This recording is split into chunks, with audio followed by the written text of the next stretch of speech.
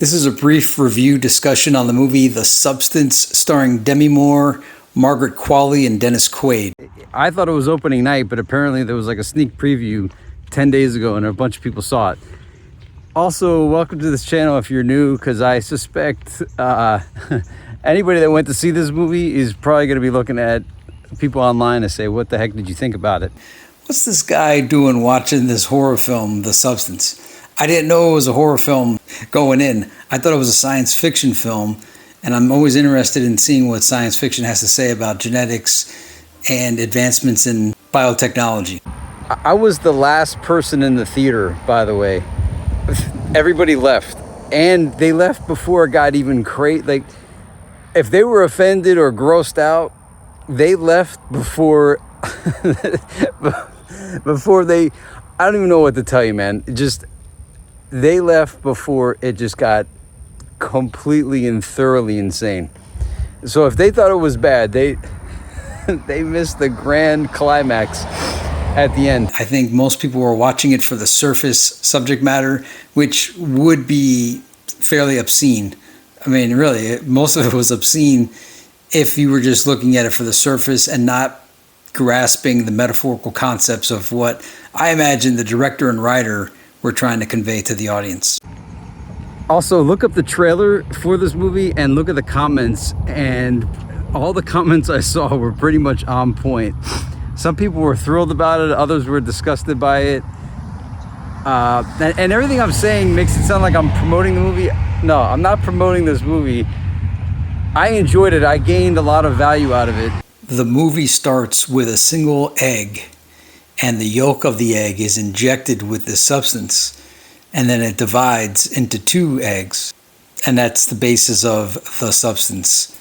Could it be applied to humans?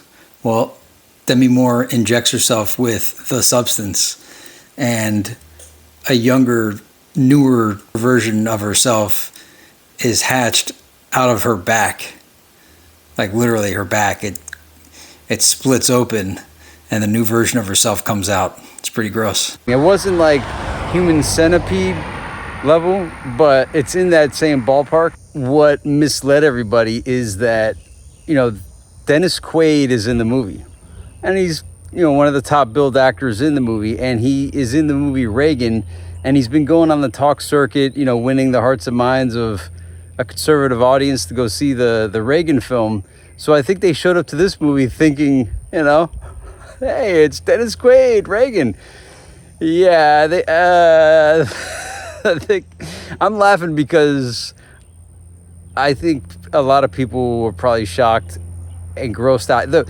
I don't know who this movie was for. So you wonder how much genetic engineering has been conducted in labs, but just not released to the general population. And that this movie was saying a lot.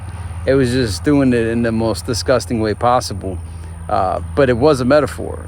All the way to the end, in fact, where it's a monster. Hollywood created a monster, and the blood is on everybody's face. Everybody. Not just a little bit of blood. A fire hose level, literally, sprayed blood all over everybody. So the blood is on, not everybody's just hands. The blood is all over the entire audience, all the people that made it possible. The monster of Hollywood is all of our fault. I think that's the message of the movie. Not just Hollywood, but of beauty standards and stuff like that. All right, aside from the absolute grossness that occurred in the movie, and again, horror film goers are gonna be like, man, you're such a weakling, but it didn't have to be this gross, and they could have done a lot more with the movie than they did.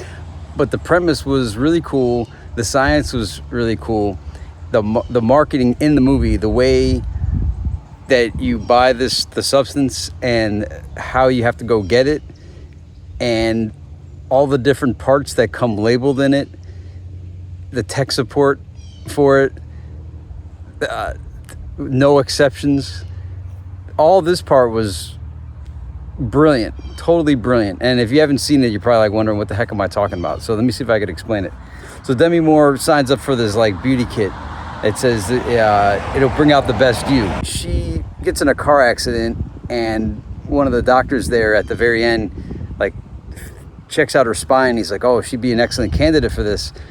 So he slips this USB stick in her jacket, and then she finds it, and I forgot what it said on it. But anyway, she puts the USB stick in her computer. She watches the presentation, and then she signs up for it. And in the mail, she gets this number. First, she called to sign up for it. They gave her this address, and then they mailed her in the mail this like envelope, and it just had a number on it. And the number was her access card plus the locker that had the product in it. So it was like this. She went to this area, it's like this real sketchy area. She uses the access badge to open up this. It's like a door on a public storage facility, and the door, automatically opens, but only opens halfway. She goes in. She goes to this like locker room. They're nice looking lockers though.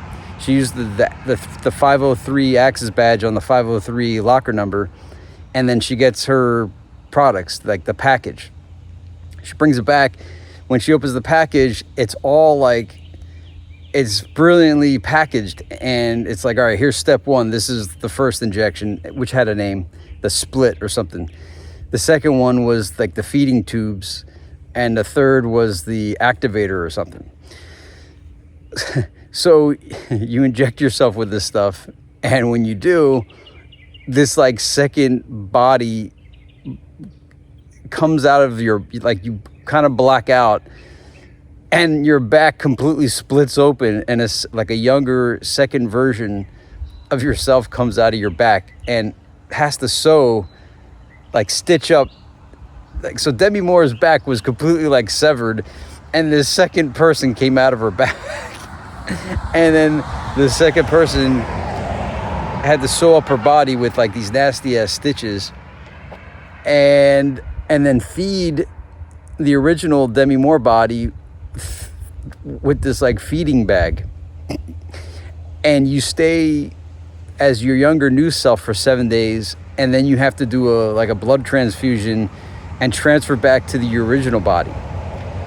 And so long as you stick to the 7-day rules, everything is fine. And a new food package arrives every single week. And then you also have to use this activator to switch back. Okay, and but eventually you want to stay a little bit longer than your 7 days. And anytime you do that, you're taking life from the original body. And that's where the conflict happens, because it says you must switch every 7 days, no exceptions. It's almost like it knows that the people can't stick to it. So you're probably thinking, hey, that sounds really intriguing. What's the problem?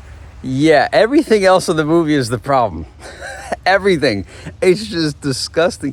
Again, I've seen this kind of stuff throughout, but the audience in my town definitely is not accustomed to seeing this. Like a lot of my buddies, when we were in high school, they loved horror films, and we used to look for the most goriest ones, like Bad Taste and the other Peter Jackson films before he was famous with Lord of the Rings and King Kong. But so I'm desensitized to this. Also, as I said, I understand film study and metaphor, and that a lot of the grossness was there for impact, to get a message across about beauty standards and about Hollywood and about what people want to see in youth, and what people will do to remain beautiful and youthful, and the levels that they'll go, the selfishness, the shallowness, the fakeness, the need for adoration, ego. You are one. So there's a lot of metaphors in this that are displayed grotesquely. Not only that, the whole reality of what aerobic shows really were all about. And yeah, it's just gross, man. It's a gross movie. So if you're not into gore, it's not for you, because you're going to see the premise. The trailer makes it look like it's this ingenious science fiction film about drug breakthroughs and the consequences with it, right? Yeah, it doesn't happen yeah. Dude, it's intriguing. It's an intriguing movie. It's just not for everybody. Also, I went into the movie thinking it was about, I can't say the word, but it sounds like adrenaline with chrome combined into one word. Yeah, I thought it was about that, and it probably is about that. They just modified, they just modified it to make it even crazier. So, do I recommend this movie? No. Was it intriguing? Yes. Did I derive value from it? Tremendous. Like, I'm actually going to rethink a lot of stuff today. It makes you think of, as gross and disgusting as it is, and like I didn't really feel like throwing up the whole movie, but I felt gross the whole movie. But it made me think of a lot of stuff. So the directors, the writers, they did a good job. They just made a movie that will not be appealing for a large percentage of the audience. For horror film goers that also understand, like, the whole point of horror is to get these points across in the most grotesque possible ways, they're going to enjoy it. But that's a pretty small population. Although they're big enough that the horror genre has never gone away. But I say all that because this movie could have, if it wasn't to the level that it was at, it could have had a greater impact on society. They chose to they're like, yeah, you know what, we don't need a mass appeal. We're going to do what we want to do. And so they did it. But I think the concept was brilliant. If I said the execution was poor, no, the execution was great for what they wanted to do. But had they made it more mainstream, this movie could have had a bigger impact. It's just going to gross too many people out. Let me provide a little bit of like actual how it works.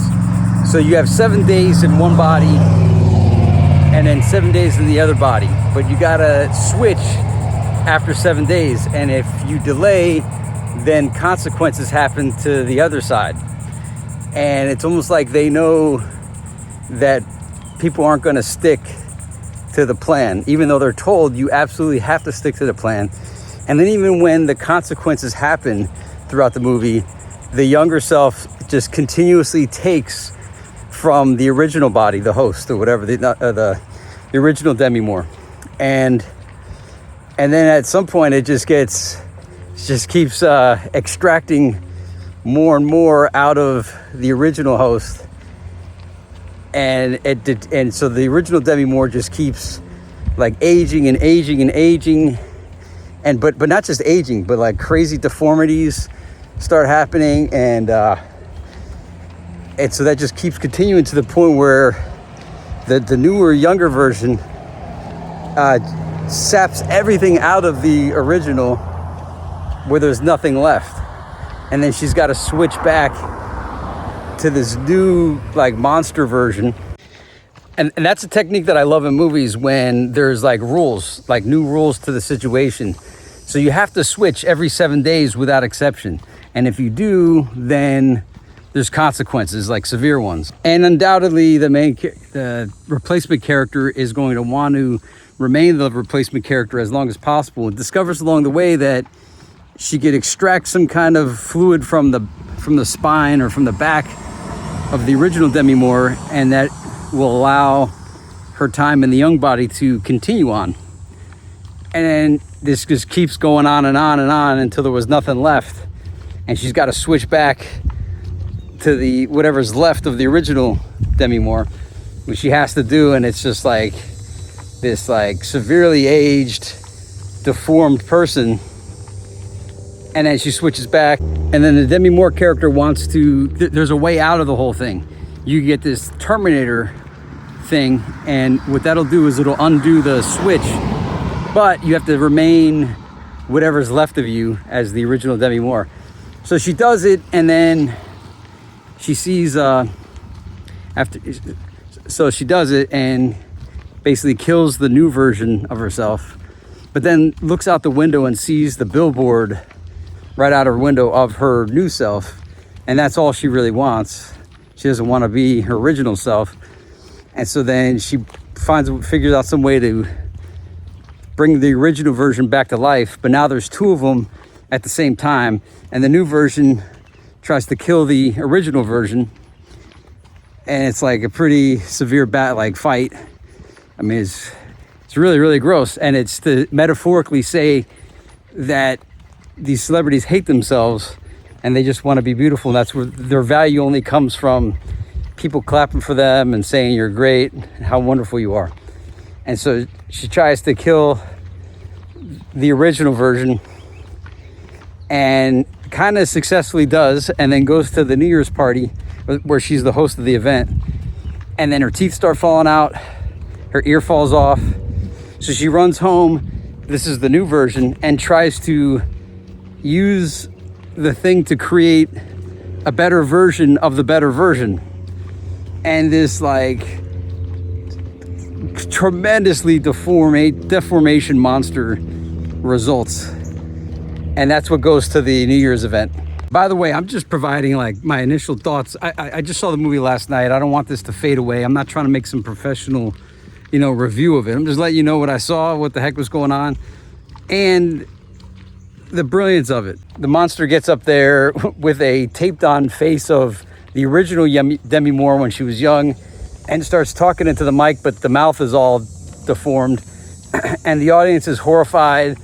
And one guy tries to chop the head off, gets mad. They all get mad at the monster because it's not a pretty young girl smiling.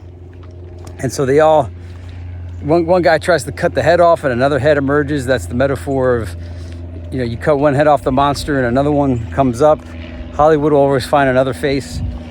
And all this blood gets sprayed all over the crowd, indicating that the blood is on everybody. And after all, the way the film concludes is Elizabeth Sparkle, which is Demi Moore's original self, is like this, just like this sop of goo with a face that can kind of move across the ground like a snail, and gets on top of the star at the Walk of Fame. And she looks up at the sky and sees all the stars, and the stars sparkle down. And I guess she sees what she wants to see, and that's how it concludes. And then it just turns into this mush of grossness. Imagine a bunch of ketchup or something spilled everywhere, or barbecue sauce.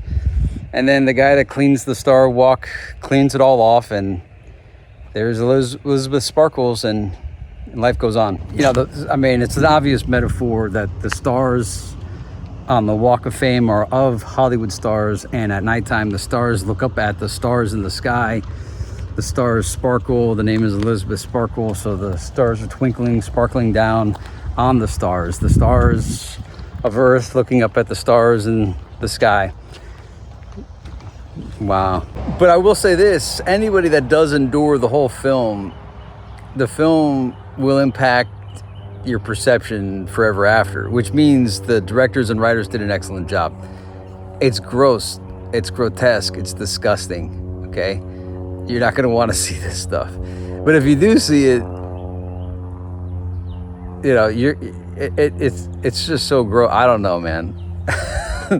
As I'm thinking here, I'm not thinking from my perspective.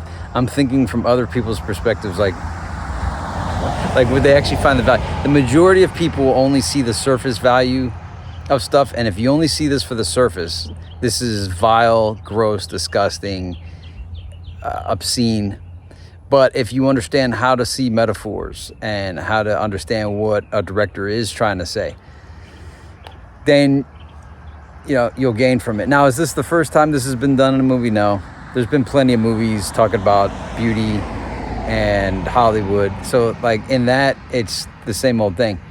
But the product itself, the marketing, the packaging of the actual substance, that is so current, it's so brilliant. That part of it was cool. If you just cut that part out of the movie and make that a scene, the way they the scenes from The Matrix are cut out to get all the karate or the martial arts stuff out of there.